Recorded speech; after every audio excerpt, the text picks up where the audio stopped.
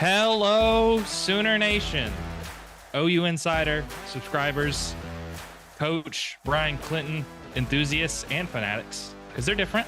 Those are two different words. Cross-country traveler appreciators, mountain lovers, like we saw in BYU last weekend. This is another episode of the Oklahoma Drill, fueled by OU Insider and the Rivals Network. My name is Jesse Crittenden, and I am, of course, joined, as always, by my co-host, Sir, Coach, Mr. Esquire, Bryan Clinton. Bryan, we've talked about it a little bit, but you went on a cross-country trip to BYU with our good friend and colleague, Parker Thune. How was that experience? Because that's a little bit of time in a car. I had a much easier time getting there and back. How was that for you? Well, the good news is I can spend 36 hours in a vehicle with Parker Thune over a 4-day period, and neither one of us threw the other one out the window, so that was good. No, it was good, man. It was fun. It was a really good road trip. Lots of amazing scenery. We went through Albuquerque, New Mexico, and went up north through Utah to get to Provo. So we got to see like it's kind of a deserty kind of look, and lots of I think the proper way of saying it is buttes. Lots of really cool stuff to look at there. And then on the way back, we decided to go through Denver. So we got to see pretty much every inch of the Rocky Mountains that you could want to see. Lots of snow. We saw a lot of America. It was cool. It was really, really fun. And then obviously Provo was just beautiful, man. I mean, just like an awesome place to watch a football game, and great people. It was just overall, it was great. Nothing could have prepared me for how cool of a trip that was going to be to Provo. I knew there were mountains. I love Utah. I've been there several times. I'd never been to Provo or Salt Lake City. But I think even Ryan Aber from the Oklahoman tweeted it. I walked into the press box and I was like, how do football players play here? It's like the most beautiful scenery you could ever ask for in a college football venue. But that's cool. I know the road trip was a lot, but you also, when you're in a plane, you don't really get to see that kind of stuff that you guys got to see. And it is pretty cool when you travel out west, how much cool stuff you could see. And it was funny talking to a lot of the OU football players who had never even been west of Oklahoma before, not knowing what to expect. The one thing I was going to ask you, I meant to ask Parker, because, Parker documented a lot of not only y'all's trip driving, but also our trip. We all stayed in Airbnb with Brandon Drum, our colleague. What's he doing with that foot? I know he's going to make like a YouTube video or something, but when is that coming out? I haven't talked to him about that. I believe that's something he's working on as we speak. I think he wanted to get that out pre-Thanksgiving. I think that was something he had planned on having out Wednesday. So we'll just have to see. With us recording this on Tuesday night, I think tomorrow would be a safe bet, and it'll be a watch. It'll be something that you want to make sure you're catching on, because it was a good time. Lots of funny moments, lots of good stuff. So, well, for people who come to this channel, that watch our podcast, that consume everything that we do over at OU Insider, this will be a little bit of a different video. It'll be a little bit of a different look. It's not super OU related. It's a trip related. I think everybody will get kind of a different perspective on us and what we do. I think it's going to be pretty cool.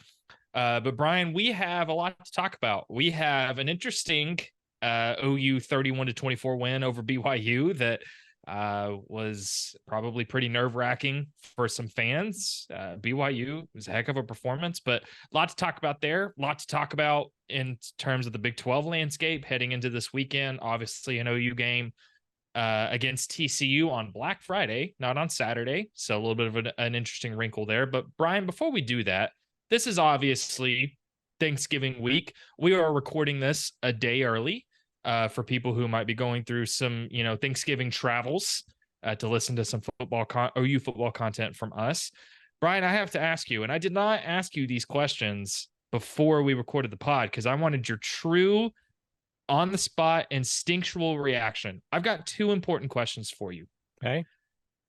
About Thanksgiving related foods. Okay. The first one, stuffing is an essential Thanksgiving food. True or false? True.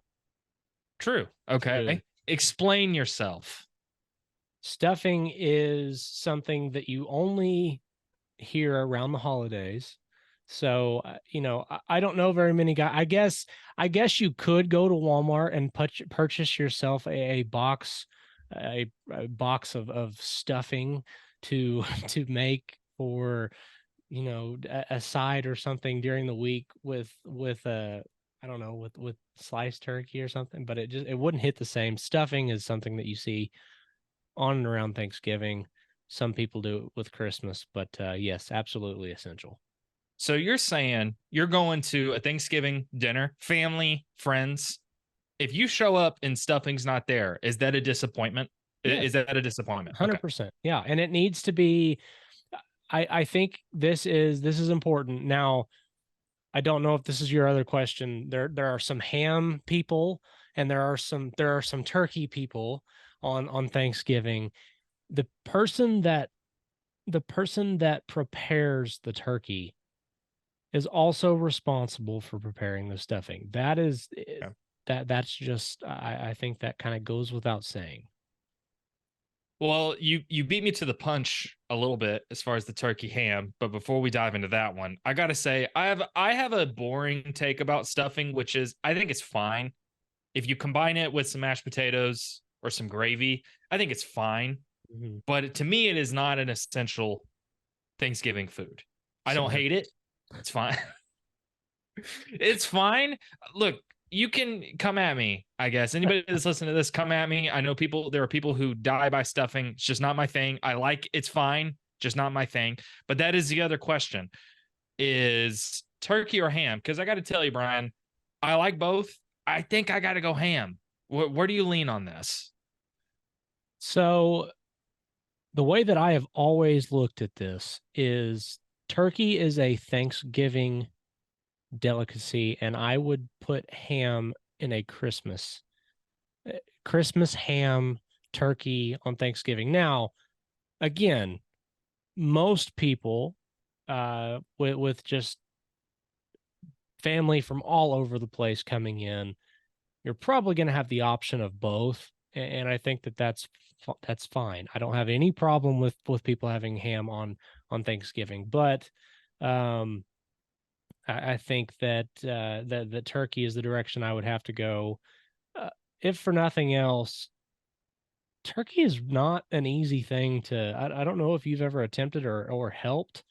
Because It, I know it's hard. it I is. don't have to do it to know it's hard. There's a reason why firemen do commercials this time of year about burning your house down, deep frying turkey. I mean, it's tough. It's an art, and I think that the one time a year that you feel obligated to do so, I think that it's probably best enjoyed that one time of year, and then deal with hams later on, in my opinion. So I think that's fair. I think that's fair. And then a quick bonus question: pumpkin pie, yes or no?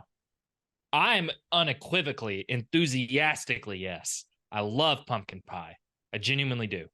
Where are you? I'm not a huge pumpkin pie fan. Pecan pie is the go-to for me on Thanksgiving. Pecan pie is better. It is better. Pecan pie actually is the ultimate pie. It just is. Dude, high It five. is. High five. Absolutely. Yes, I agree with you 100%. It is the most underrated of the pies. It doesn't get talked about enough. It does No. not get its due. What is better than pecan pie with a little bit of whipped cream? How? Tell me a pie. I mean, I love pumpkin pie. It's not pecan Right. pie. Right. It's not. Well, and here's the thing. People say that apple pie is American, and it is. But are you going to sit here with a straight face and tell me that a slice of apple pie with vanilla ice cream is better than a slice of pecan pie with ice cream, with vanilla ice cream? Because you're lying to yourself if you believe that. I don't get the apple pie. Look, again, I like apple pie. It's fine. Yes. It's fine. It's fine. Pecan Like if pie someone's is elite. Yeah, if someone serves me apple pie, I'm like, oh, that's nice. Yeah, this will be fine. Yeah. If I show up somewhere and there's pecan pie, I'm freaking out. I'm trying my best to seem like an adult and not like a little child Mm-hmm. who just got the greatest Christmas present ever. I love pecan pie. Always. Store bought, I mean, everything homemade is always better, but store bought, Right. homemade, it's the My best dessert. It's my ultimate dessert. so my Aunt Cassie makes the best pecan pie, and I regret to inform the world that I'm going to miss out on that this year because we are going with we're going with my in-laws. My wife's family is who we're going to celebrate Thanksgiving with this year. So Aunt Cassie, if there's any way that you could find it in your heart to save me a piece or mail me a piece, that would be much appreciated. I will definitely make it up to you if you could find it in your heart to do that. Start sending signals There now, you go. brain waves. And hopefully that comes to fruition. Okay, I know a little bit more about you now. I think we differ a little bit, but we could both agree. Compi, Elite. goat tier. It's at the top. Goat. It is. Tom Brady It of is. pies. It is. Or the Tony Romo 2014 of pies. That's a Oh whole my other discussion. That's a whole other discussion. We'll get into that another time. Dallas Cowboys fans know. Dallas Cowboys fans know Tony Romo hasn't gotten his due. Anyways, this is not a Dallas Cowboys podcast. This is an OU football podcast, Bryan. And I think when we're trying to think about OU TCU, we're trying to think about where OU is now. We're trying to think about how OU has progressed this season. I think the BYU game actually, in a weird way, stands kind of like in a unique place from the other games, and that includes the losses, because I think this was easily the most favored OU has been in a conference game. But there are moments that look, if Billy Bowman doesn't get the pick, if Danny Stutzman doesn't get the strip sack, if Gavin Sawchuk doesn't get the crazy bulldozing touchdown run, I think things look a little bit differently. But I think one of the main things that were talked about from that game, or if you watched that game, was the run defense. And it was so odd because the OU rush defense has been pretty good all year, especially compared to last year. As far as comparing teams, other teams in the Big 12, run defense has been good. Bryan, this is a BYU team that was averaging 90 yards per game on the ground, and they went for a season high 217 on the ground. Brent Venables talked about it a little bit in his press conference. He talked about the pass rush too. We'll talk about that here in a little bit, but you and Parker just did a game rewatch video that's going to be up on the OU Insider YouTube channel a little bit later. What was your takeaway from watching the defense and specifically how they defended the run? I know we only have one more regular season game and possibly a conference title game, possibly and a bowl game, but is it a concern for the rest of the year? But more broad picture, is it a concern that this is so late in the season and this was a pretty disappointing performance by the OU run defense? Well, what'd you see? So it was very clear throughout rewatching the game that Oklahoma's linebackers struggled to see the run. They struggled to fit things properly. There was a lot of times where you had guys, even Danny Stutzman, who has been incredible all season long, getting guys lined up. And maybe this is a product of him not being at 100% health wise, dealing with the stomach bug or the flu, whatever it was. And, there was times throughout the game where guys just weren't fitting things properly. You've got gap assignments for linebackers in the run game. You've got guys who are responsible for A gap, B gap, out to D. Obviously, safeties work into that in some instances. There was just a lot of times where you had guys leaving gaps wide open, and I mean wide enough that you could literally, you hear people say you could drive a truck through that hole. I mean, there were times where, especially in the second half, I mean, Aiden Robbins for BYU he had more space than he's probably had all season in a couple of those situations. So, part of me wonders if BYU maybe Parker and I were in agreement. BYU stumbled upon this. This was like they ran this once or twice and were like, oh wow, they're not doing a very good job fitting that. Let's keep doing that. And they kept running those speed option looks, read option looks, some inside zone things that Oklahoma just wasn't fitting well. And I think a lot of it was just that Retzlaff was BYU's quarterback he was really good at hesitating in the option game, and he did just enough for Oklahoma to have to account for him, and it wasn't a good day.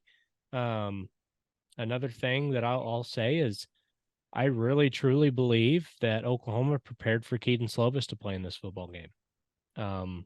You heard Brent Venables a couple of times last week say that they expected to have him back, and BYU's offense up to this point had not been good at all without Keaton Slovis. And so I think Oklahoma spent a lot of time working for him and what they did in the pass game, and not much on what Retzlaff brought in the run game. And it obviously it burned Oklahoma. I think that's a really good point, because Keaton Slovis, while I think the best quarterback on this team or on BYU, more of a pocket passer. Mm-hmm. And we've seen this OU defense struggle against mobile quarterbacks. And I think you're right, Bryan. Like, I think if you went back and watched BYU footage, they did do some things more against OU that they really hadn't done all year. I mean, they were running traditional speed options. Mm-hmm. When has OU defended that all year? Now, that doesn't mean that's not an excuse for OU to not be prepared, but they were running traditional, old style. Quarterback takes the snap, running backs beside him, and they're going out on the perimeter, and quarterback's either going to read the defensive end and keep it or pitch it.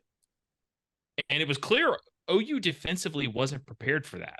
I mean, they really weren't. And you mentioned the linebacker core. I think that's the other interesting thing is Kip Lewis, who has played really well the last few weeks and who has emerged late in the season, really struggled. He only saw 24 snaps. And you mentioned even Danny Stutzman struggled. Jaron Kanik, who was the starting middle linebacker through the first few weeks of the season, his struggles continued. He saw 8 snaps against BYU, had finished with the worst grade according to Pro Football Focus of anybody on the defense. Kobe McKenzie ended up seeing a bunch of snaps, but Brent Venables kind of alluded to it. It was kind of the fault of everybody, but I think he laid the blame mostly at the linebacker group. They didn't feel like you said, the gap assignment wasn't good. But I think the other thing, Bryan, is the pass rush. That was something that Brent Venables talked about on Monday. Look, the Danny Stutzman strip sack was a great play. It was a big play. OU needed that. But that was the first sack for this OU defense since the UCF game. And while I think if you listen to Brent Venables' answer when he was asked about the pass rush, he would say it's not the fault of the defensive line, that opposing conference teams have schemed to either bring more offensive linemen into the box, and also quarterbacks have been getting the ball out quickly to kind of counter that OU aggressive defense, which is what Brent Venables wants to do. On the same token, according to Pro Football Focus, this was the worst the pass rush has been all season for OU. So in a pass rush sense, how much did you see? Is it the defensive line not winning the battle up front? Is it the linebackers needing to do more? Is it opposing offenses countering almost that OU aggressiveness? What are you seeing in that regard? So this is probably to some people going to sound like an excuse, but if you go back and watch this game, the field surface, awful. It was brutal. It was absolutely brutal. Awful. Worst I've ever seen. It is. It was like playing on ice. The very first play of the game, Jalil Farouk was in motion and tries to run a 10-yard stop route, slips and just slides almost all the way to the BYU sideline. So your most explosive athletes, size, the guys that generate the most force at the snap are your pass rushers. Those guys are explosive going upfield. There's a lot of force behind that. I think that the field surface genuinely played a huge role in Oklahoma's ability to get after the quarterback. They still did from time to time. There were points where, like Deshaun McCullough maybe comes clean and has an opportunity to get a hit on the quarterback. Kendall Dolby, Danny Stutzman a couple of times. There were opportunities there. But as far as your defensive ends getting upfield with their hand on the ground and trying to get off the ball, it was just tough. It was a really tough situation. BYU's pass rush, they also had some issues getting after Oklahoma here, and so again, I think BYU did a good job uh, getting rid of the ball quickly. Under 3 seconds most of the time. It was a lot of just quick game, but yeah, when you're not able to get that initial move and you're sliding after you're trying to stop and work back to the quarterback, it just makes it really difficult. And I can say BYU is I think the Big 12, I don't know if it was the Big 12 that stepped in or BYU just under its own on its own accord. BYU is tearing that field up and starting over after the season. It's just awful. I mean, it's not really not safe for the players, and it just has too much of an impact on games. It's interesting you say that, because that was also my takeaway, and I know we both appreciate the Oklahoma breakdown with Teddy Lehman Yeah. and Gabe Eichert. They talked about that a lot too, which makes me wonder. I know there's a debate about turf versus real grass fields. To me, I mean, I appreciate grass fields, but they obviously require more work. And again, it's not about an excuse. Look, Oklahoma and BYU were playing on the same playing surface. Yep. But to me, there were instances, if you go back and watch the film, both sides of the ball for both teams struggled with the field. Yep. And to me, it was different when BYU was a group of 5 team. But once you become a Power 5 team, you're playing in the Big 12, which is the third biggest and most significant conference in college football, you can't have that kind of stuff. No. I don't know. Where do you fall on that? 100%. I think it's either the wrong kind of grass, because we do see teams in the north, in the northern part of the country, we do see them use real grass, but I think Utah, with it being such a wet climate, and there's always cloud cover, there's not a lot of opportunity for the sun to really dry things out from week to week. I do think that this is a situation where they may need to go artificial, whether they like it or not.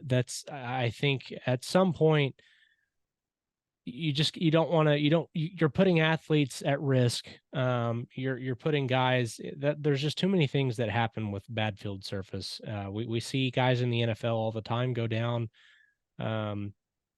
with injuries based on field surface issues. And we've seen this become a talking point. If teams are talking about what kind of cleats they need coming into a game because your field surface is changing the way that it's going to be played, then especially, as you said, at the Big 12 level, it's time to make a change. And I think BYU is in a situation where that is certainly the case. This episode of the Oklahoma Drill Podcast is brought to you in part by HelloFresh. Folks, this time of year during the grind of football season, I love using HelloFresh to cut down on my meal prep time and save myself precious minutes throughout the day, while also maintaining a nutritious diet in the process. With HelloFresh, you get farm-fresh, pre-portioned ingredients and seasonal recipes delivered right to your doorstep. Skip trips to the grocery store and count on HelloFresh to make home cooking easy, fun, and affordable. That's why it's America's #1 meal kit. The holidays are right around the corner, and HelloFresh can help take the stress out of dinner by delivering everything you need to cook up tasty meals right to your door, saving you tons of time. The holiday season can be hectic, and that's where HelloFresh's 15-minute meals come in. These quick fixes help you get a wholesome meal on the table in less time than it takes to get delivery. Go to HelloFresh.com/OUinsiderFree and use code OUinsiderFree for free breakfast for life. One breakfast item per box while subscription is active. That's free breakfast for life at HelloFresh.com/OUinsiderFree with code OUinsiderFree. HelloFresh, America's #1 meal kit. From a broad perspective about this game, here's the thing. Was it pretty? No. Was it in some ways, again, especially the Billy Bowman play, if that doesn't happen, go ahead. Billy Bowman doesn't play in this game for Oklahoma. Not just that play. I mean, take that play away. And Parker said this in the rewatch. if you take Billy Bowman out of that game, OU doesn't win it. Oh, he was all over and it wasn't, I mean, that play obviously is what's going to stand out, but he was all over the field. I mean, if there was a play to be made in open field, 2 was there. I mean, he was excellent in this football game. And it just goes to show you those effort plays and that experience that he's built up. I mean, my goodness, he had himself one hell of a football game. And if they wouldn't have had him, OU'd have been in a lot of trouble. No, I agree with you, and that's why. I mean, look, you even look at the stats. I mean, Billy Bowman finished tied for second in tackles with 8. He had a tackle for loss. That was one of only 4 on the day for this OU defense, and obviously he had the huge pick 6. That was a huge play. But I think you're right. That was kind of the shocking thing. Is look, it's not about BYU. It's not about putting down BYU. Winning on the road in conference play is hard. It is, and look, the OU offense did some good things. I mean, Dylan Gabriel, I thought, was solid in the first half. Gavin Sawchuk continues to assert himself as the top running back for this team. Another 100-yard day for him. And of course, that touchdown run in the second half was just massive. So it's not about doom and gloom. Look, this Oklahoma team is 9-2. And while it's a little disappointing from where this team was after the Texas win, this team is still 9-2 with a chance this weekend to finish the regular season 10-2 with a possibility of a Big 12 title berth. So it's not all doom and gloom, but it was. And we're not even talking about injuries. I mean, Peyton Bowen's not fully healthy. Gentry Williams didn't play again. Danny Stutzman, you mentioned, wasn't fully healthy. There's a lot going into this, so it's not all bad, but I do think it was pretty interesting against a BYU team that has been at the bottom of the Big 12 in most standings. And that's when you go to look ahead to this Friday matchup against TCU, to me, it's a little bit hard to project, Bryan, because it's a TCU team that's 5-6. That is the exact same record as BYU now after the Oklahoma loss. But you look at TCU, and this is a team that the last couple of weeks, they've played a lot better. They had Texas on the ropes a couple of weeks ago. That was a 29-26 loss. Yep. And then they beat up, it was Texas Tech, right? It was 42. No, Baylor. Sorry, Baylor. Yep. My fault. Baylor. They beat Texas Tech too, I believe. Texas Tech took TCU down, I believe. I need to make sure I have the schedule pulled up. My bad. No, you're good. You're good. I've got them right here. They kicked BYU all over the field back in October, 44-11. That's right. That's right. Lost to Kansas State 41-3, lost to Tech 35-28. Texas, obviously, like you said, on the ropes, and then lost that game, and then just beat the brakes off of Baylor last week. This is a TCU team that's been kind of all over the place. I think they've been their season has been pretty inconsistent. Yes. But you look at just conference play. TCU ranks 9th in the Big 12 in scoring offense, almost 27 points per game. They're ranked 6th in scoring defense. They're giving up almost 25 points per game. You look at rushing offense, they rank 10th. Rushing defense, they rank 6th. Passing offense, they rank 1st.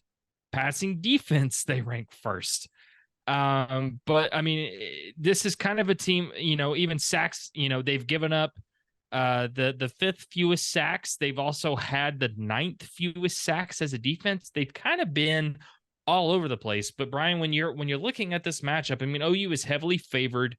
They're at home. The difference in conference play between this OU team on the road and at home is massive on both sides of the ball. It's massive. Just go look at the stats. That's the running game. That's the passing game. That's the rushing defense. That's the passing defense. That's sacks. That's tackles for loss. Big difference. But when you're looking at this matchup with TCU, a game that OU has to have, not only just to stay viable for the Big 12 championship, which we'll talk about a little bit more later, but also just to finish 10-2, which I think feels a lot better than 9-3. What stands out to you about this matchup and what challenges TCU presents coming to Norman this weekend? So the TCU offense runs through Monty Bailey. He's their leading rusher. He's over 1,000 yards on the year. The Big 12, by the way, just an incredible stable of running backs. You've got 4 Doak Walker semifinalists in this conference, and Imani Bailey is not one of them. So, I mean, just really, really good from top to bottom. But Bailey is going to lead the way for them on the ground. Josh Hoover is the quarterback who is filling in for an injured Chandler Morris. That's a guy that's gone over 400 yards in each of the last 2 games through the air, over 300 last 3 games. They like to throw it around. This is, Kendall Briles is the offensive coordinator there, former guy at Arkansas, and so they're gonna try and spread you out, run the ball. It's very similar to what Jeff Levy does, very similar system, and so they're going to try and push the ball down the field, get their one-on-one matchups in coverage, and then try and spread you out in the running lanes and run some zone. Very similar to what OU does. So offensively, there's that. Defensively, Jamoy Hodge, if you're not familiar with this guy, he brings the wood. This is a guy that he knocked Dylan Gabriel out last year in this game. Johnny Hodges is out for the season, which is one of their better linebackers, and he won't be in this game. And then Nambi Obiazor, I'm sure I butchered that name, but Obiozor, however you say his name, he leads them in tackles. Really good linebacker. I think he's a younger guy as well, and somebody that is making a lot of plays. And then Bud Clark is back at safety. They've got really good play in the secondary. So this is a good football team. Now, as you said, inconsistency has killed them. They've been all over the place. They've given up big plays against good offenses. There will be opportunities for Oklahoma's offense in this game. But I think what it comes down to me for Jesse is Oklahoma's played 2 teams this year that beat them last season. That's Texas and that's West Virginia. I think, as weird as it sounds, the games that Oklahoma has not looked good in, you could almost tell that the focus really wasn't there. And maybe that's just simply because there are so many young playmakers on this team that have to step up and be, for lack of a better term, playmakers in those games. But against West Virginia and against Texas, you could tell their full attention was on those opponents all week long. And I think that, call it the revenge factor, call it whatever you want to, this team beat Oklahoma down in Fort Worth last year. And I think that that's going to be a factor in this one and how Oklahoma looks, especially back at home in the last Big 12 game on Owen Field ever. To me, I couldn't agree with you more. And to me, when you're looking at TCU stats for the year, and yeah, they've had moments where they're good on both sides of the ball, moments where they're bad. To me, this almost comes down to, again, I mentioned it earlier, they're first in passing offense and first in passing defense. This is a team that doesn't run the ball particularly well, but I mean, the defense is, and both the run and the pass has been pretty decent this year, which leads to the question, or not a question, but I think whether Dylan Gabriel or Jackson Arnold plays in this game is pretty significant. I mean, it really is. And one thing we didn't talk about with this BYU game last weekend was obviously Dylan Gabriel exiting at the end of the first half, not coming back with what Brent Venables has termed as an upper body injury. But from anybody that's seen the play right before the first half where Dylan Gabriel got tackled pretty hard, it looks like his head took a pretty big hit on the turf, which makes you wonder about a concussion. Mm-hmm. Jackson Arnold came in the second half, did just enough. I think it was pretty clear. I mean, Jackson Arnold only attempted 9 passes in the second half. Completed those, he completed 5 of those passes for 33 yards. He was more active in the run game than Dylan Gabriel was. I mean, Dylan Gabriel attempted 4 rushes in the first half. Jackson Arnold had 8 in the second half. So it's pretty clear that while I think these two quarterbacks have slightly similar skill sets, they like Jackson Arnold's running ability. Now, I don't want to say too much, but our colleague Brandon Drum over at OUinsider.com has talked about Dylan Gabriel, the way he's progressing through this weekend, or to be ready for Friday. Brent Venables yesterday said that he's confident that if he keeps progressing, he'll be ready. But to me, Bryan, it's not about being confident if one quarterback plays and not confident if another one does. But to me, I think it's a big deal whether Dylan Gabriel or Jackson Arnold plays. So to you, since we don't know the answer yet as we're recording tonight, I guess, how do you think this this OU offense tries to attack TCU if Dylan Gabriel is in the game? How do you think they try to attack them if Jackson Arnold is in the game? And how big of a deal is it if one plays over the other? So I will just put it this way, first and foremost. I think as an Oklahoma fan, given the nature of this injury, I think you need to operate under the assumption that Jackson Arnold's going to be the guy. Only because the only reason I say that, 6 days to turn around from a concussion, if that is what they were afraid of, is just not something that Oklahoma's training staff is going to be comfortable with. It's just not. So if that is what Dylan Gabriel is dealing with, I wouldn't imagine he's going to go. But again, we don't know for sure. So let's operate under the assumption both things could happen. If Dylan Gabriel is in the game, obviously the experience there plays well. Just being able to, all the nuances in this offense that he gets and understands that maybe Jackson Arnold doesn't. So I think that there's going to be some things there that Jackson might miss that Dylan would pick up. Now, that's not a detriment to what Jackson Arnold offers you. The ceiling with Jackson Arnold athletically is no offense to Dylan Gabriel, because he's been fantastic, but there are just going to be some things that Jackson Arnold brings to the table that Dylan Gabriel doesn't. And so, I would imagine this week, just given what Gabriel's having to deal with, that Jackson's getting a lot of run with the first team, which he probably hasn't been doing a lot of this year. And given the conditions in Provo compared to what you're dealing with at Oklahoma, I would be very surprised if it's not a totally different look from Jackson Arnold. I mean, he should have every opportunity to light things up. Not to mention that it's a lot different to you have minutes at halftime to adjust to Dylan Gabriel being out and Jackson Arnold coming in, as opposed to days to prepare for that, right? Yes, no, exactly.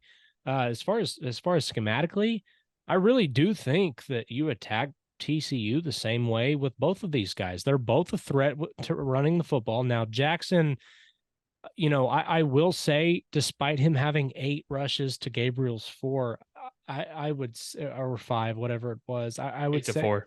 I would say a lot of that probably came from Jackson just feeling more comfortable keeping the ball, even though maybe a pass play was called. There were some designed runs for him, and he is, he's more of a threat to score with the ball in his hands. I mean, he had a ridiculous amount of success in high school running the football. But I think you do attack TCU the same way with both quarterbacks. The one thing I will say is the arm strength from Jackson Arnold is going to allow him to maybe fit some things into tighter windows that Gabriel may not be as comfortable doing. It's going to be more about how confident is Arnold in his first start, if he does make the start. The confidence is going to be the big thing, because there were times in this game against BYU where he had guys open. It just, and it wasn't that he maybe even didn't see them. It almost just felt as if he lacked he wasn't sure if he should put the ball in harm's way to get the play made. And so, I would imagine after a week of operating as a potential starter and getting those reps with the ones and getting that time with Jeff Luppy that he may not have gotten otherwise in practice, I would be really shocked if there's not a big jump in how efficient, how effective he is if Jackson Arnold is able to go. This episode of the Oklahoma Drill Podcast is brought to you in part by Manscaped. Merry Ballsmas from our friends over at Manscaped. The holidays are approaching, but what if I told you that the celebrations are starting early this year? It turns out the perfect gift does exist, and who else to bring it down your chimney than the leaders in below-the-waist grooming?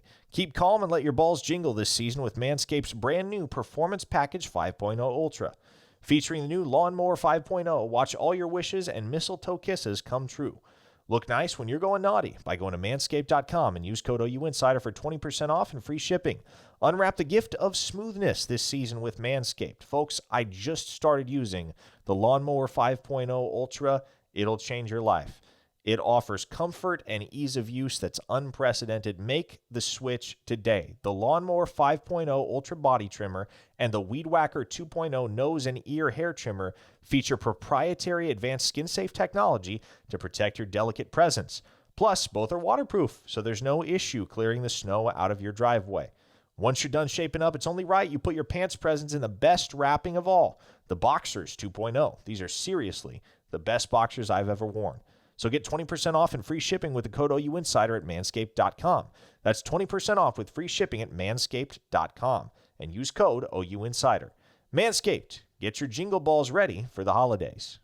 I think it's been pretty interesting to see the optimism about Dylan Gabriel's ability to play on Friday, given that, I mean, concussions, if you suffer them in a game, I mean, it's almost a given that you're going to miss the next week plus. Yes. That's what happened with Dylan Gabriel last year when he suffered a concussion against TCU. He missed the following game against Texas.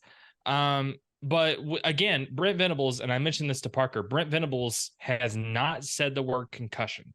Nope. That does not mean that's not what it is. Right. That does not mean that's not what it is, but he has not said that specifically. He called it an upper body injury. But Dylan Gabriel has been getting some run in practice, and again, look, this is senior night for OU too. I mean, I think it's one of those things that, look, that the red shirt has been burned for Jackson Arnold. Once he came in the game against BYU, he can't red shirt. That's gone. But Dylan Gabriel, look, there's a lot of excitement about Jackson Arnold, and there should be. He did some good things. There were some rough things against BYU, but look, that's a true freshman getting put into a close game on the road in the second half, not expecting to be put there. That's an impossible situation. Right. He's 18 years old. Yeah. It's crazy how young he is, but Dylan Gabriel still offers you the best chance to win. And that's important just with, I think, again, it's not only just about trying to remain competitive in the Big 12 standings, but also finishing the year 10-2, I think would be huge for this program. So to wrap up this matchup, which is at 11 a.m. Central Time, 11 a.m. local time on Fox Sports, Bryan, what's the one thing you're going to be looking at for OU on either side of the ball? What's the most important thing they need to do, regardless if Jackson Arnold or Dylan Gabriel's playing? What do they need to do to get a win, finish 10-2 against this TCU team? Offensively, with the question marks at quarterback, you got to run the ball. Gavin Sawchuk needs to be efficient. He needs to get plenty of carries. He only touched the ball 14 times or had 14 carries last week and still eclipsed 100 yards, had ripped off a couple of really good, impressive runs. And he just continues to get stronger and stronger as the season goes along. So I think that's somebody you need to hand the ball off to a lot. And then defensively, you're going to have to, it's really going to help. It sounds like Gentry Williams is going to be back in the fold this week. They need him. They need him badly because TCU is going to try and throw the ball all over the yard. They want to do that. And so I think there's going to be opportunities for Oklahoma's pass rush to maybe put some of those things to rest from last week, and they're going to need to. So I think affecting Josh Hoover's eyes, whether that be the pass rush or getting some better cover corners back, or getting a better cover cornerback in Gentry Williams to go opposite the field of Woody Washington there. I think that'll be huge. So affect Josh Hoover defensively and run the ball well offensively. I'm glad you mentioned that, because it's clear that this TCU offense wants to attack through the air, which is a little bit, I mean, not BYU hasn't been a great running team, but you think about Kansas, think about West Virginia, think about Oklahoma State. Those were teams that wanted to attack you on the ground. And so this is a little bit different for this Oklahoma defense, but I think you're right. Gentry Williams hasn't logged a snap in 3 of the last 4 games. I think it's pretty clear that they need him. Yep. It's pretty clear that not having Peyton Bowen at full health has also hurt this team. So I think you're right. I think OU needs both of those guys to play some decent snaps to have a good shot of limiting this TCU defense. But let's let's transition to everything that's going to happen this weekend in the Big 12. How big this weekend is. There are so many scenarios. The Big 12 conference, thankfully, finally released all of, or not all of the scenarios, but some of the scenarios for what can happen and who can make the Big 12 title game. Again, not all of them, some of them, but it's pretty clear, Bryan, for this OU team that the cleanest way to get there is a win over TCU and a loss from Oklahoma State against BYU.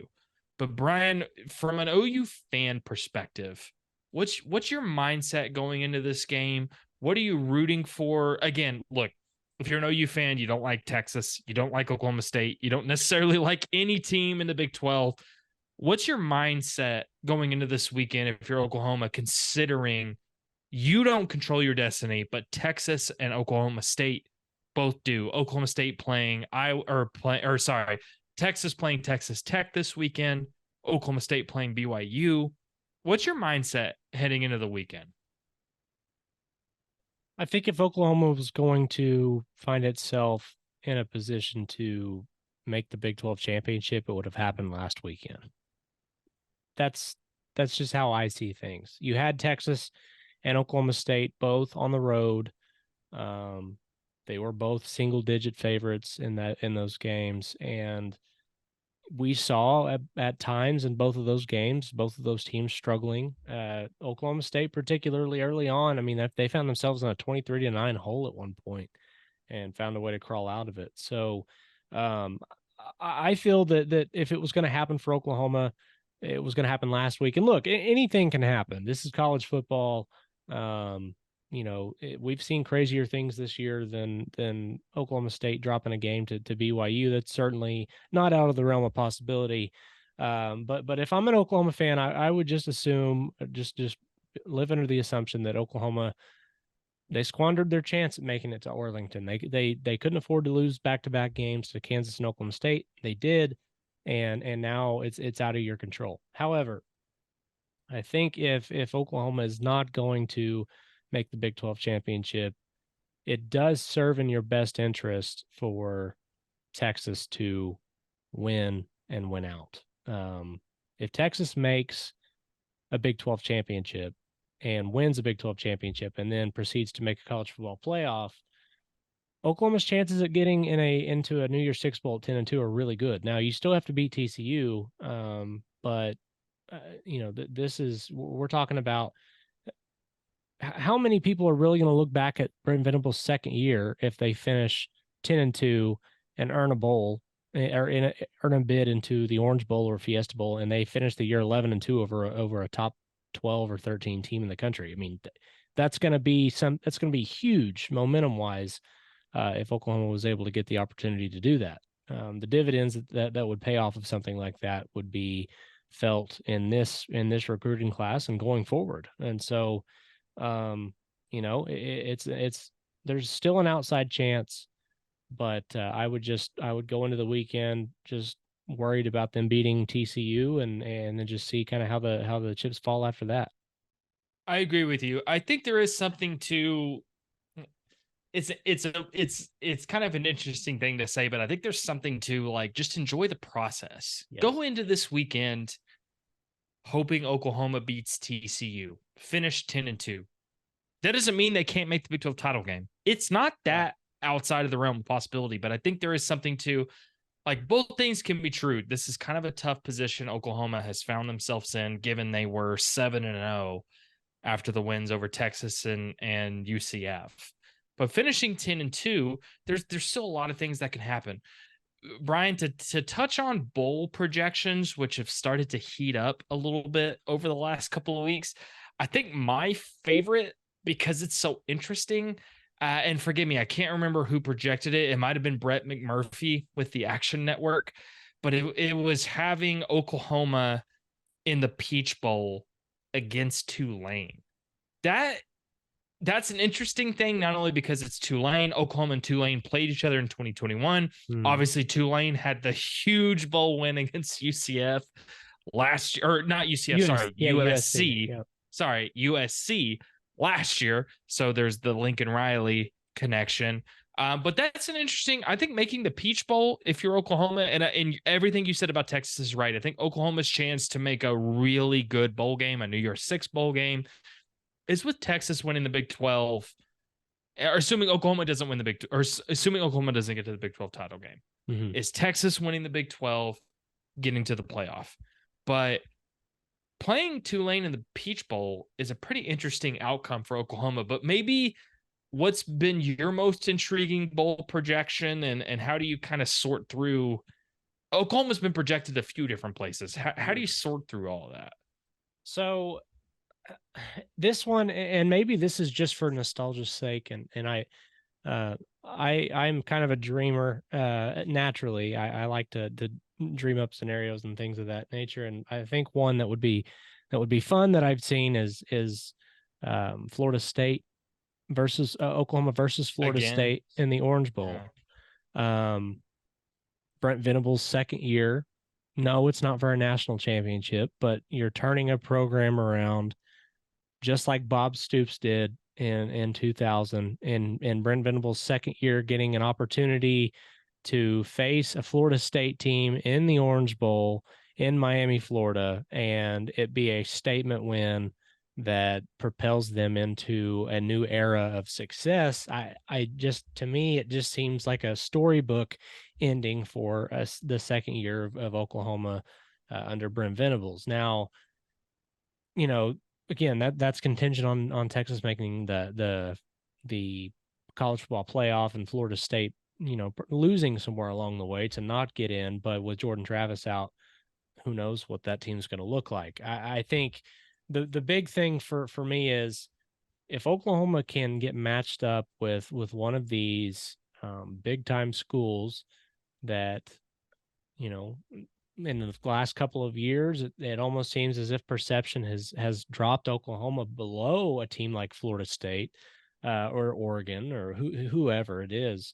If Oklahoma can get on the field with one of those teams and prove, hey, we're still Oklahoma. This is still a program and a team that can stand with the rest of them. I think it would really go a long way in kind of squashing some of these narratives that have come up over the years. And what's great about it is Oklahoma was 6-7 last year, and it feels as if people have just forgotten that, which is a good thing. But when you think about it, this team has made so much progress in a year, and year 3 is typically when people start to really judge what a team is going to look like under a coach. Traditionally speaking, year 3 is when things come together. If you're 11-2 going into the year 3, coming off of what Brent Venables had to deal with whenever he got here, I mean, you've seen what USC has become in the last 12 months. Brent Venables is dealing with the aftermath of that and has this team, on the verge of going 10-2 and into a bowl game. So, there's just there's unlimited possibilities for what Oklahoma could do with a New Year's Six win as far as on the recruiting trail, and I like where this program sits regardless of potentially missing out on a Big 12 championship. I agree with you. And look, I was as big as anybody after that Texas win saying that I didn't see a loss on the schedule. This is a learning thing for me as much as it is anybody else. That's just not always the way college football works. Yeah. This is still an Oklahoma team rebuilding. You finish 10-2, you make a good bowl game, you win that game, you finish 11-2.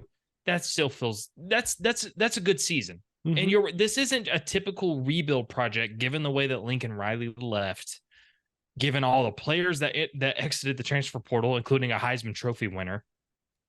So it's not about being 100% happy. You can be a little disappointed about where Oklahoma is right now, but on the same token, we still have a weekend of football to play. There's a lot of things that could happen. There's a lot of things that could happen next weekend. Yep. There's a lot of ways the bowls could shake out, right? But I think if you're Oklahoma, you can favor or you can hope for a Big 12 title game appearance.